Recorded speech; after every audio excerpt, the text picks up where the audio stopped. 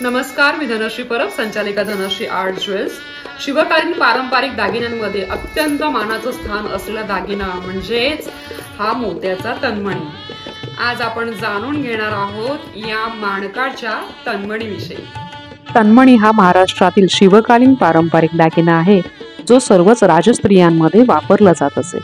मोत्यांच्या किमान 3 ते 4 सरी सोबत 2 रेशम झर असे एकत्र घेऊन खाली माणकाचे एक खोड म्हणजेच पेंडंट गुंफून हा दागिना तयार केला जातो।